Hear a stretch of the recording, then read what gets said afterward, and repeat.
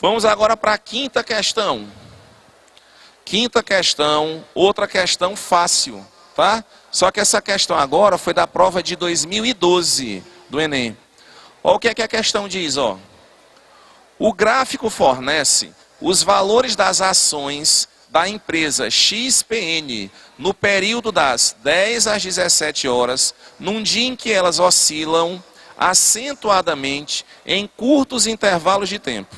Nesse dia, 5 investidores compraram e venderam o mesmo volume de ações, porém em horários diferentes, de acordo com a seguinte tabela.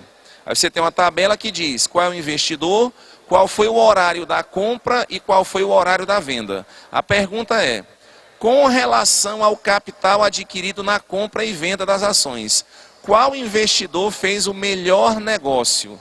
Então, o que é que esse gráfico, pessoal, me permite concluir? Me permite concluir que o valor da ação de uma determinada empresa, durante várias horas do dia, ela ficou variando, não foi? Qual era o preço das ações às 10 horas? Vê aí para mim. Qual era o preço da ação às 10 horas? R$100. E às 11 horas?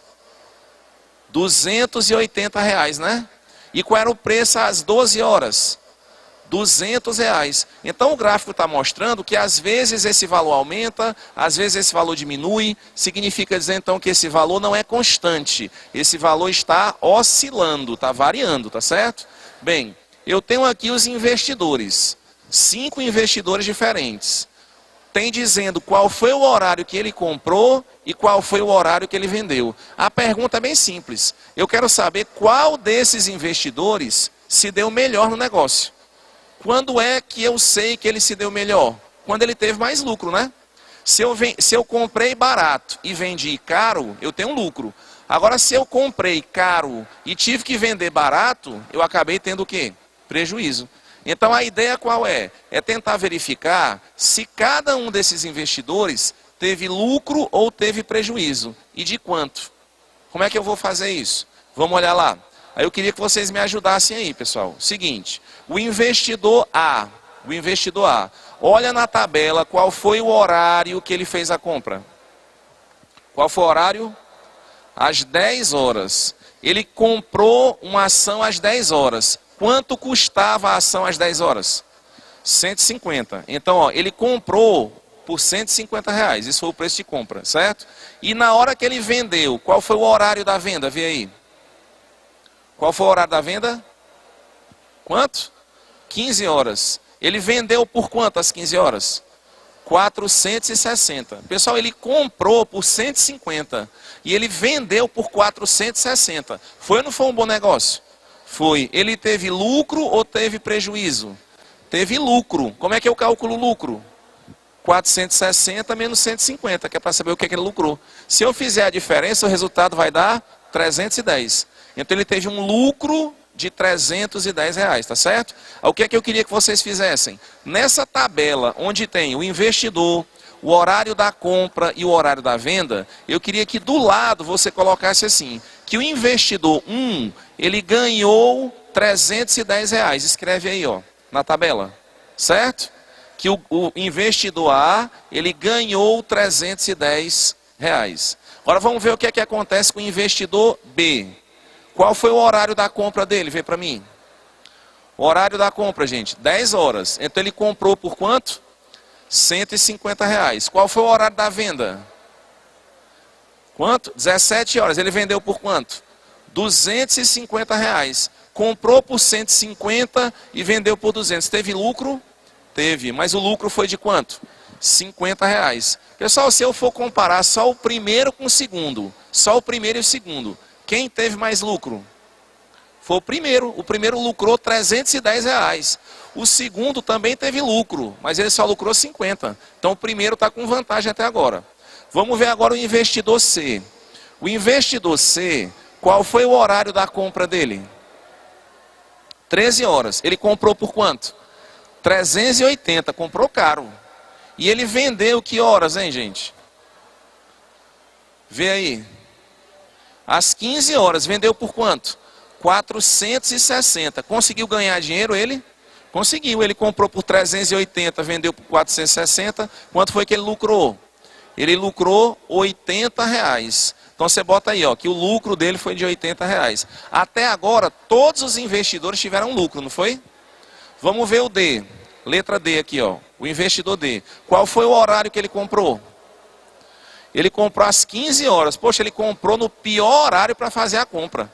Porque ele comprou quando estava mais caro. E qual foi o horário que ele vendeu? Ele vendeu às 16 horas. Ele vendeu por quanto? R$100. Pense no negoção que o cara fez. Comprou por 460, vendeu por 100. O que foi que aconteceu? Lucro ou prejuízo? Prejuízo de quanto? R$360 ele perdeu. Certo? Então até agora, o A, o B e o C tiveram lucro e o D teve um prejuízo. E por último, o investidor E. Ele comprou que horas o investidor E? 16 horas. Comprou no preço mais barato que tem, ó. R$100. E na hora de vender, ele vendeu às 17 horas. Vendeu por 200. Quanto foi que ele ganhou? Ele ganhou 100. O que é que eu vou fazer agora? Agora eu vou montar uma tabela, vocês já devem ter montado aí, com todos os resultados dos investidores. Qual é a conclusão que nós chegamos? Que o A teve um lucro de 310, o B teve um lucro de 50, o C teve um lucro de 80, o D teve um prejuízo de 360 e o E teve um lucro de R$100. Pessoal, desses investidores, qual deles teve o melhor resultado? Qual foi? Sem dúvida foi o A. Porque entre os que tiveram lucro, foi ele que teve o maior lucro. Então a resposta da questão, letra A. Beleza essa? Sim? Tranquilo, né? Aí assim, ó, eu vou comparar essa questão que nós fizemos até agora com a primeira. São duas questões que dão um pouquinho de trabalho de fazer. Por quê? Porque você precisa fazer de um por um. Não é aquela questão que... Sabe aquela questão que a gente fez que tinha São Paulo, capital e Guarulhos? Que era só para determinar a diferença? Aquela questão você fazia um cálculo e o resultado daquele cálculo era a opção já, era a resposta. Nessa aqui você tem que fazer um cálculo para o A, para o B, para o C, para o D, para o E. Tem que fazer uma para cada um, comparar os resultados e depois marcar a opção correta.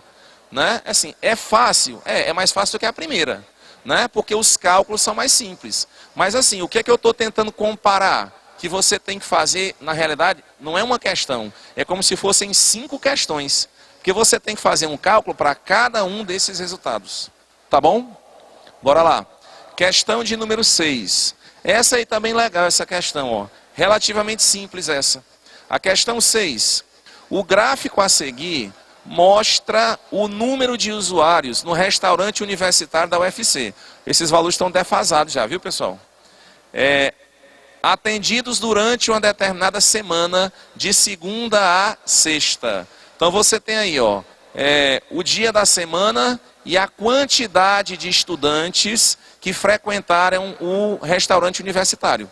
Aí você tem aí, ó, o valor do almoço, que é o mais escuro, e o valor do jantar, que é o mais claro. Aí a pergunta é, os preços fixos praticados pelo restaurante são: almoço, R$1,60. Jantar, R$2. A pergunta da questão é: qual o faturamento do restaurante nessa semana?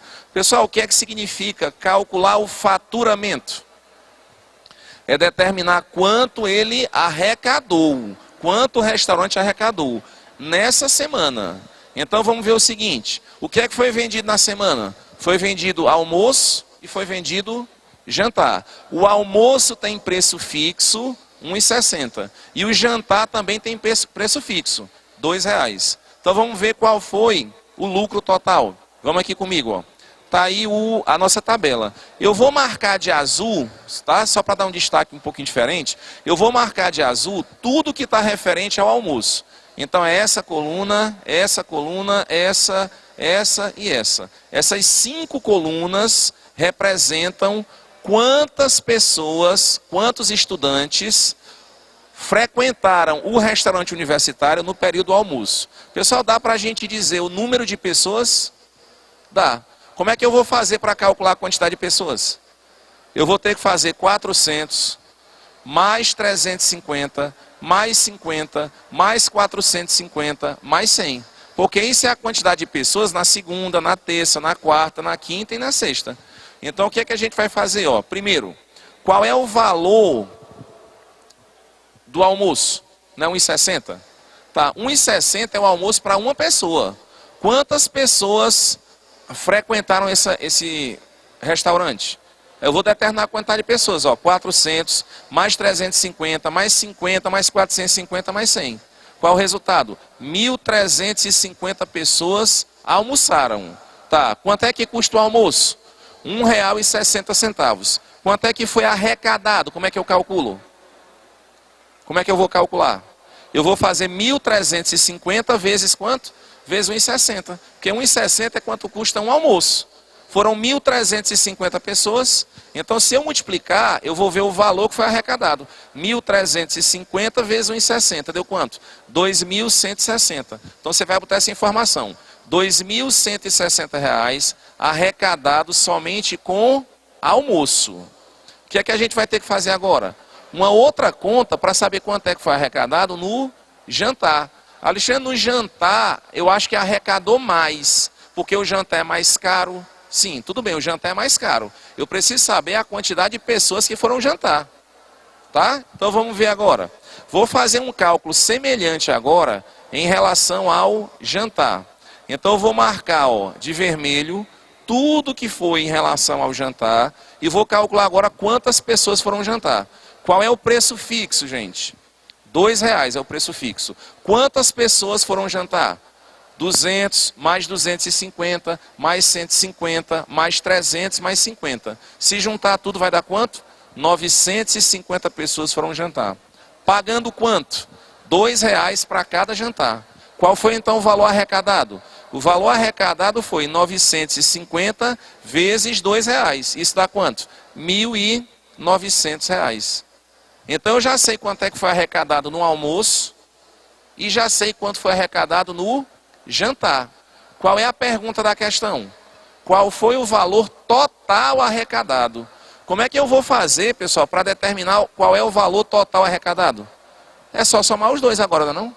Então vamos somar. Então a nossa resposta vai ficar assim, ó. Valor do almoço e o valor do jantar vai ser 2.160 mais 1.900. Se juntar tudo vai dar 4.060. Esse foi o valor total arrecadado. 4.060. E aí? Tudo bem essa? 4.060, pessoal. Qual é o item? 4.060, letra C. 4.060, letra C. Resposta correta. Questão de número 7. Pronto. Essa questão aqui, das que a gente vai fazer, eu acho que é a questão que a gente precisa ter um pouquinho mais de cuidado, porque ela, assim, ela não é exatamente igual, mas ela é bem parecida àquela questão do arroz, do feijão e da soja. Só recapitulando aqui, ó. Pessoal, aquela questão do arroz, da soja, dizia o seguinte: tinha um produto A que tinha 100% de rendimento. Tinha um produto B que só rendia 90%. Aí eu queria saber qual dos dois era o melhor custo-benefício. E aí eu disse que era difícil fazer o cálculo, porque eu tenho um aproveitamento de 100% e o outro aproveitamento de 90%. Se o aproveitamento fosse o mesmo nos dois, era mais fácil de calcular, né? Quanto é que custa 90% desse e quanto é que custa 90% desse? Aí eu comparo qual dos dois é melhor. Essa questão, a ideia que eu vou utilizar é a mesma. Olha o que é que diz o enunciado da questão. O enunciado diz assim, ó. Bárbara é dona de uma livraria e deseja repor o estoque de canetas de seu estabelecimento. Para isso, convidou um representante comercial que lhe forneceu uma tabela com os tipos de caneta disponíveis e seus respectivos desempenhos.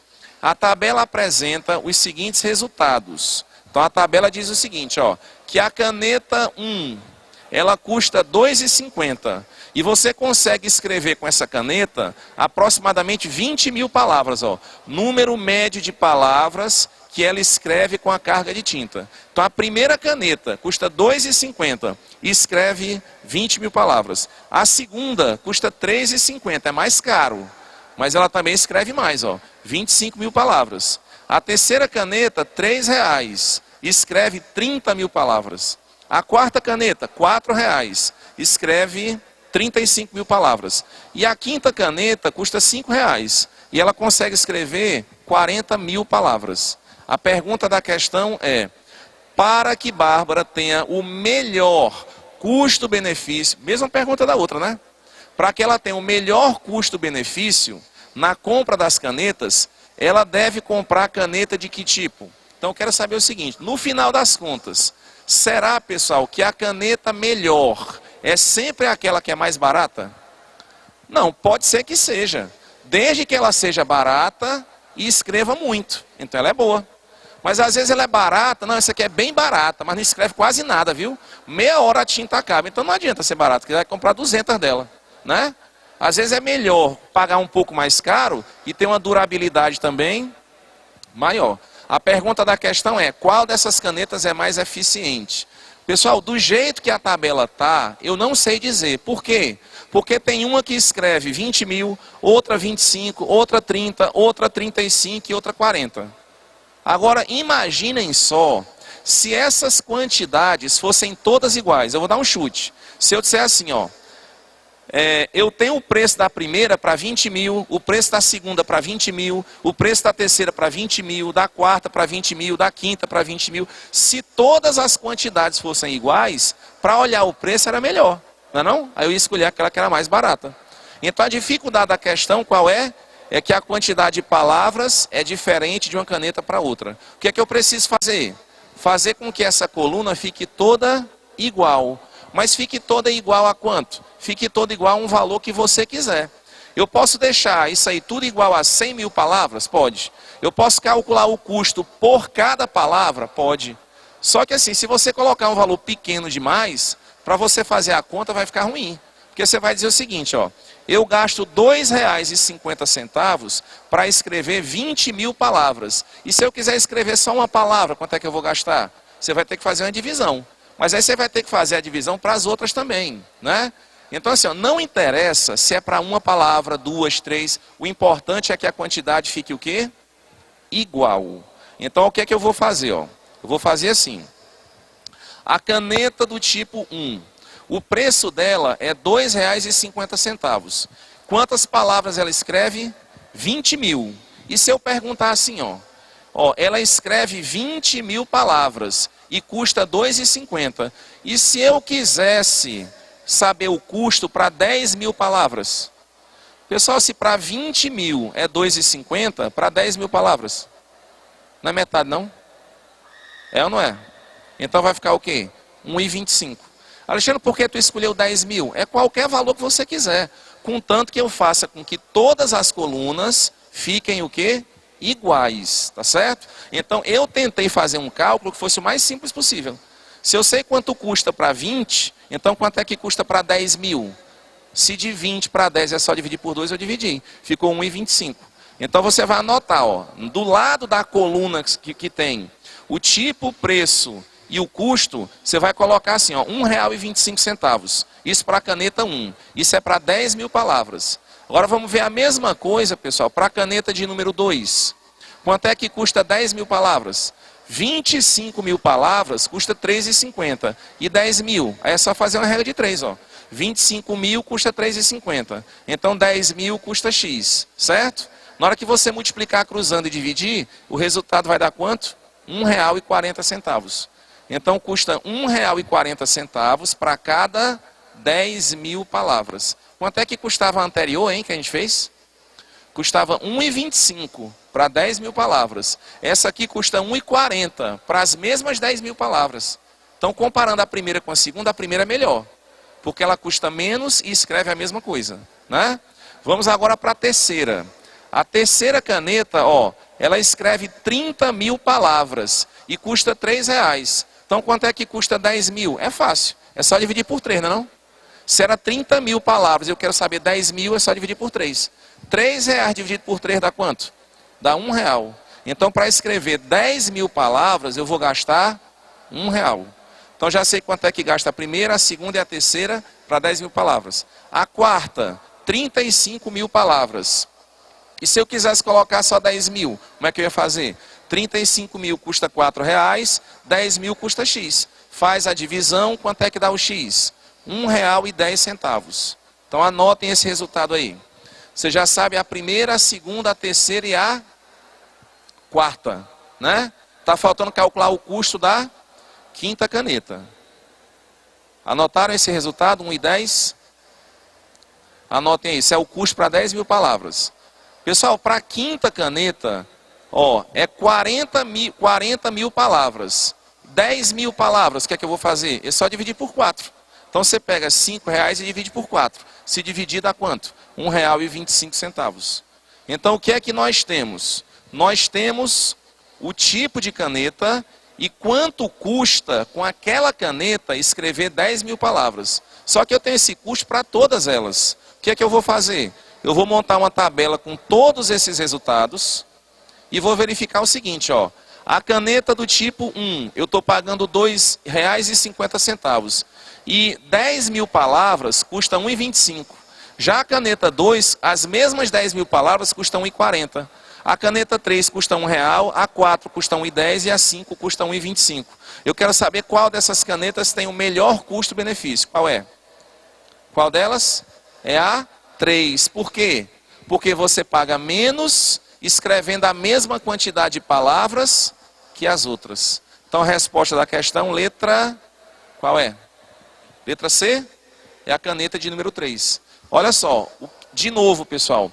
Essa questão, ela é bem parecida com outras questões que nós fizemos. Em que aspecto? Tem que fazer o cálculo de elemento por elemento, porque senão você não consegue chegar na questão. Isso não é uma coisa que o Alexandre gosta de fazer, não. Isso é uma coisa que está sendo cobrado nas provas do Enem desse jeito. Pessoal, a gente vai enfrentar um adversário.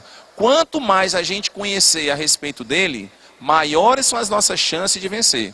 Então, se eu já for para a prova pensando assim, poxa, eu cheguei agora, peguei a prova, li uma questão. Aí vem assim, rapaz, eu já resolvi 10 questões desse tipo. Você se sente mais tranquilo, não sente não? Ruim é quando você chega na hora da prova, vai ler uma questão e diz assim, meu Deus, eu nunca vi nada parecido, eu não sei nem o que é que está pedindo. Né? Aí você se impacienta às vezes. Mas se você pega, já fiz isso aqui 10 vezes, e é aquela questão que dá trabalho, tudo bem, dá trabalho, mas eu sei fazer. Eu sei como é que faz a questão, tá bom? Então, questão 7, letra C. Pessoal, questão de número 8. Essa questão é um perigo na hora da prova. Um perigo por quê? Porque muitas vezes a gente é induzido ao erro numa questão dessa. Olha só o texto. Alexandre tem que fazer cálculo nessa? Não, isso aqui é uma questão de inferência. Você não vai fazer nenhum cálculo. Você vai ler o texto, vai interpretar o gráfico e vai tirar uma conclusão. A pergunta é assim, ó. Após o nascimento, uma criança tem sua velocidade de crescimento periodicamente monitorada e registrada no diagrama abaixo. Sabendo-se que essa criança nasceu com 50 centímetros, de acordo com o gráfico, podemos concluir que... Aí tem um gráfico. Pessoal, esse gráfico mostra o quê? Esse gráfico mostra a altura da criança, é? Lê o texto aí. Esse gráfico está mostrando a altura da criança? Não. Está mostrando a velocidade de crescimento em função do tempo. Então significa dizer que o tempo vai passando e eu estou indicando qual é a velocidade de crescimento. Muito bem. Os itens são, letra A. A criança aumenta sua velocidade somente entre 0 e 2 meses e entre 6 e 8 meses, é verdade? Será que isso é verdade? Pessoal, presta atenção no que é que eu vou mostrar para vocês, ó. Pessoal, de 0 a 2 meses, como é que está o gráfico? Está subindo, não está? Significa dizer que a criança está crescendo, não significa? Sim ou não? Sim. Mas isso aí, esse tracinho que eu passei de vermelho, é quanto a criança cresceu? Não, é o quê? É a velocidade de crescimento. Na outra parte, ó, que eu estou marcando de verde, aqui é que tem um detalhe. Ó, essa parte de vermelho está subindo. Essa parte de verde, ela está descendo. Então significa dizer que primeiro a criança cresce e depois ela vai diminuindo de tamanho, é? Não, pessoal.